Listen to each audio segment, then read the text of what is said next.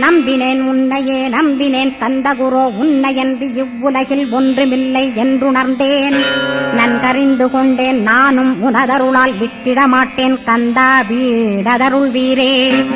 நடுநற்றித்தானத்து நானுனை தியானிப்பேன் பிரம்ம மந்திரத்தை போதித்து வந்திடுவாய்.